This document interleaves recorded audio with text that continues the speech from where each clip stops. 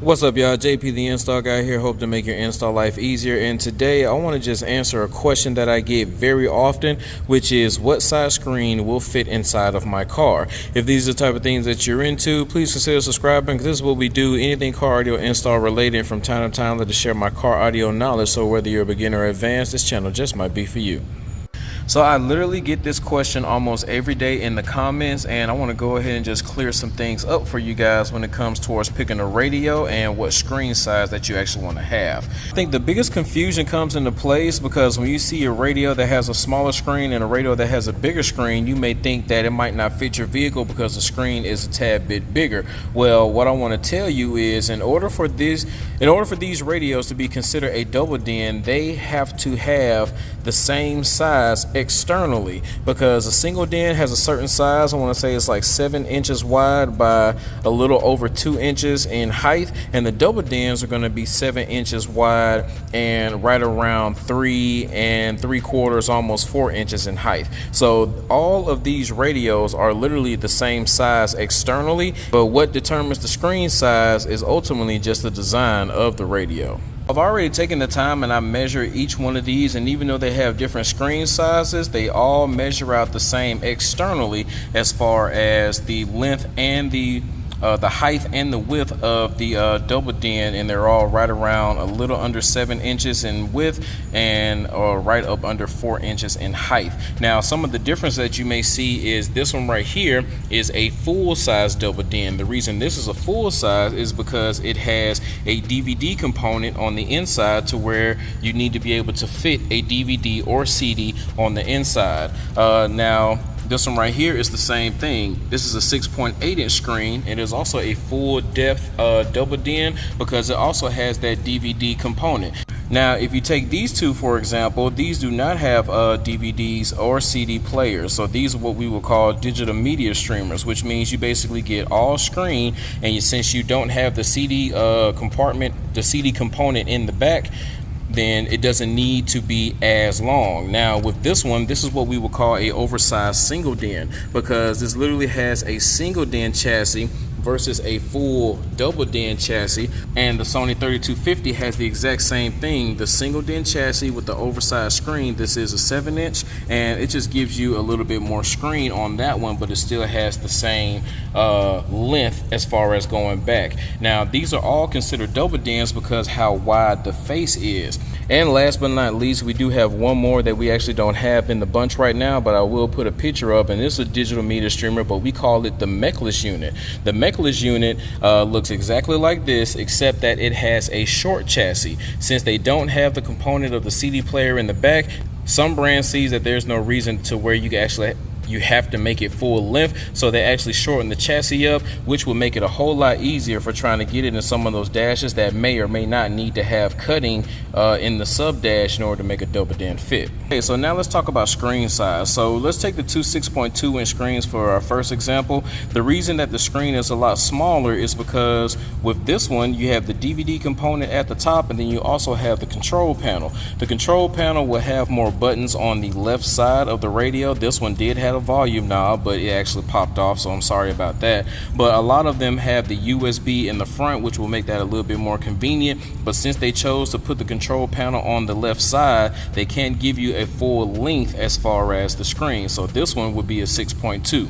Now this radio and this radio are the exact same size, but it is a digital media streamer. What they ended up doing was just giving you full screen because it doesn't have the DVD component in the back, but they still chose to have the control panel over here on the left side. So this one, you have the auxiliary in the front, you have the USB in the front, volume knob, and the home screen. This also is a 6.2 inch screen, but if you can look closely, you see you have the screen here, but then you have this little lip right there, and then you also have that edge right there. Those two are the exact same size. The reason that it needs to be the same size is because of the dash kit. In order to be CEA compliant, the dash kit has to have a certain opening to allow these radios to be installed in them in order for every possible radio that is a double din to fit inside that vehicle. And now let's take a look at the 6.8-inch screen. So this one is a little bit different. They still have a control panel on the side and still have a DVD slot at the top, but they were able to give you more screen because they actually slimmed down the control panel by making it full touch. With this one and this one, you see we have actual buttons and we have a knob, so that the knob takes up space. Since this one doesn't have a knob and it doesn't have any buttons on it, they can actually make this control panel a touch panel and make it a lot more slimmer. So even though it does have the DVD component in the back, they can actually maximize the amount of screen they give you, which makes that a 6.8. Now with this radio right here, this is another Sony 3250 or a Sony 3000. They're both the same thing, just different model numbers, but they are actually move the buttons towards the bottom. This is also called a long nose radio, just because you can see that bottom piece, it actually sticks out a little bit more from the actual screen, other than the screen and the touch panels being flush like these two. But what they did is they put the buttons on the bottom. That way they can actually maximize the screen that they have on this design, giving you a full 7 inches. I know the next big question that I usually get is everybody's seeing these very oversized single DINs or very oversized double DIN touchscreens where you have like an 8-inch or a 9-inch or a 10-inch, 10.7-inch screen. People want to have that tablet dash in their look, and because that's kind of the new trend right now. Not only that, people just want to have the biggest screen possible for their vehicle. There's no worries about that, because in the back you're either still going to have a single DIN chassis with a 10-inch screen that kind of mounts in, or you will still have a full-size double DIN, because the only way that you can get those big screens to fit inside of the aftermarket dash kit, I usually use Metra, is to use the same mounting hardware that the dash kit gives you to fit your double DIN radio. So all in all, I just want you guys to really start thinking differently when it comes to asking the question, what size screen will fit my car? You need to ask, will a single DIN fit or will a double DIN fit? Because sometimes your car may not be made to take a double DIN radio, so the single DIN is only your options. But if you still want a screen, you might want to get one of the radios that has the single DIN chassis, but it also has maybe a flip out screen. That way you can get a screen in there. Or you can get one of those oversized single DIN chassis to where it mounts up like a regular CD player, and you just take the screen and you snap it into place, which gives you a oversized like 8 or 9-inch screen, but it still mounts like a CD player. So I want to say two things about that. When you're shopping for those, you need to make sure that even though it mounts like a single DIN radio, when you snap that screen on, you need to make sure that it's not going to block any type of controls that you may use, like your AC controls, or it doesn't block your AC vents. That way you're not blocking any type of flow as far as heat or cooling that's going to be coming out of the vents. So those are two key things. The reason that these won't work if you only have a single DIN, even though it has the single DIN chassis in the back, is because they made the single DIN part at the top, so this still is considered a double DIN radio. So if this thing was separate and you were able to mount this in the single DIN dash kit, and then we could just take the screen and snap it in, then that will be able to be mounted in a car who can only take a single DIN. The fact that this is at the top and it still gets you a double DIN face, you have to be able to mount a double DIN radio inside your vehicle in order to get either one of these two radios.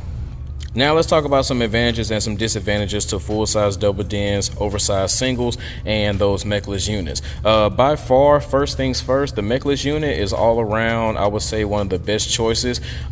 Just like I stated earlier, sometimes your car can fit a double DIN, but inside your manual it will say that cutting has to be required because you may not have as much depth behind your factory radio as you would have if you were just doing a single DIN radio or something like that. But with those mechless units, since the chassis is cut in half and it's a lot shorter, then you might not have to do that much cutting. So that, as far as installation goes, that may be for the better.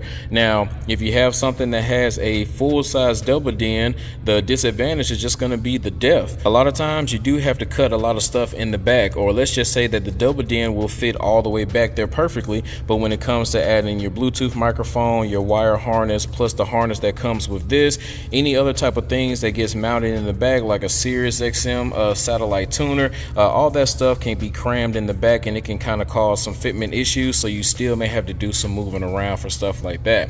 When you have an oversized single den kind of like this, it kind of helps you out, because even though we still have that depth like a full double den, we do have a space right up under here. So if anything needed to be tucked up under the radio, you do have that luxury. Well, I don't want to hold you guys too long. I just want to kind of shed some light on a question that I get a whole lot. So we don't necessarily need to wonder, will this screen fit my car? We need to wonder, can my car fit a single den or a double den? Because if it fits a single, you still have options to get a screen. But the main thing is that if your vehicle can fit a double den radio, then your options are unlimited. It just depends on what screen size do you want. Don't think that just because this is a 6.2 and just because this is a 7 that there's going to be any type of fitment issues, because externally they are the same length and height, and it's going to fit perfectly inside that dash kit. Just depends on if you want a bigger screen or not. So if you guys found any value in this video, please hit that like button. Don't forget to subscribe, share, comment if you have any questions. I would like to take this time to give a shout out to all my Patreons. You guys go the extra mile supporting me in the channel, so I go the extra mile supporting you by giving you some behind the scenes footage, help with the wiring diagrams for the vehicle that you're working on, and that is the platform that I'm using to give all my one-on-one help. So until next time, this is your boy JP signing out. Happy installing, and I hope everybody has a blessed day.